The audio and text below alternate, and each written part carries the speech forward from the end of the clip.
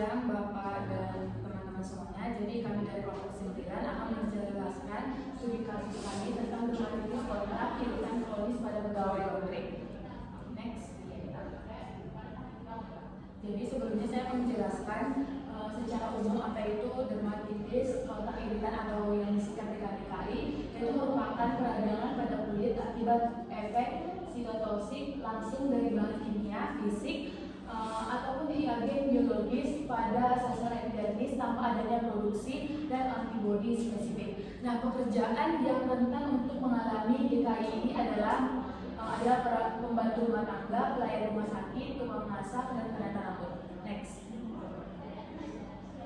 Jadi pada kasus ini ada seorang pasien yang berumur 17 tahun yang datang ke kulit dan kelamin dengan keluhan telapak tangan itu terasa kering dan gatal pada 1 tahun yang lalu dan terbentuk lenting-lenting yang berisi air pada kulit.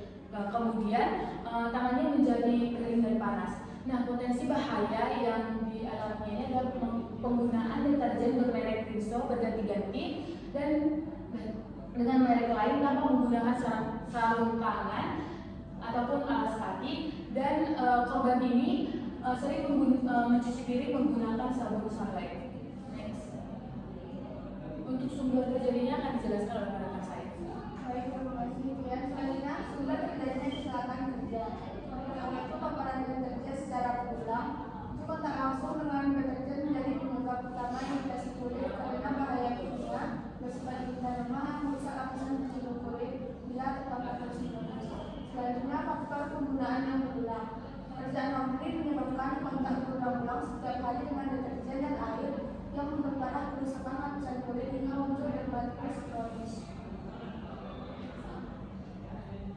Selanjutnya rekomendasi mencegah dermatitis kontak iritan.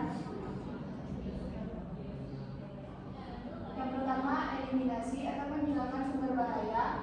Itu menghilangkan penggunaan bahan kimia yang paling iritatif atau berbahaya. Contohnya menghentikan penggunaan deterjen dengan baik Rinso dan sunlight dan menghindari penggunaan deterjen dengan baik berganti-ganti. Selanjutnya akan dijelaskan oleh rekan saya. Yang kedua adalah substitusi, yaitu mengganti dengan yang lebih aman.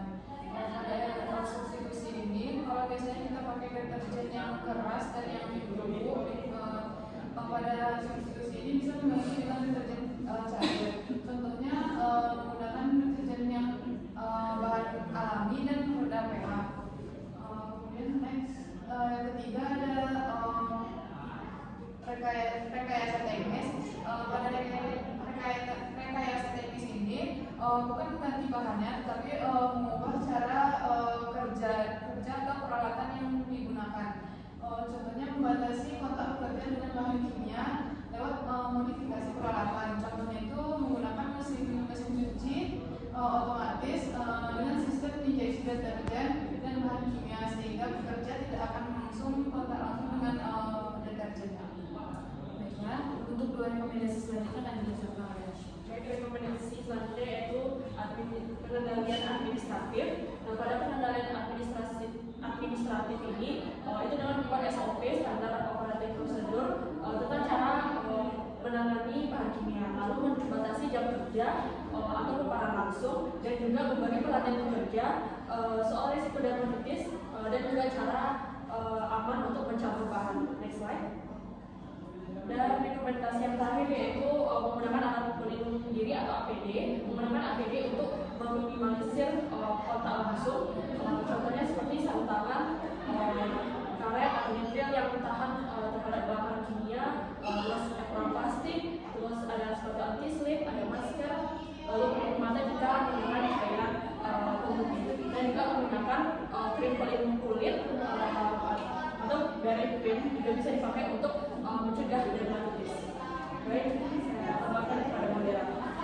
Baiklah, untuk kesimpulan dari presentasi ini adalah di mana seorang perempuan yang datang ke poliklinik tersebut yang didiagnosis menderita DKI kronis atau kumulatif, di mana pasien ini merupakan seorang pegawai laundry yang diduga paparan deterjen menjadi agen iritan penyebab DKI pada pasien ini. Terapi topikal, steroid, dan antihistamin sistematik diberikan pada kasus ini. Penggunaan APBD juga direkomendasikan pada kasus ini.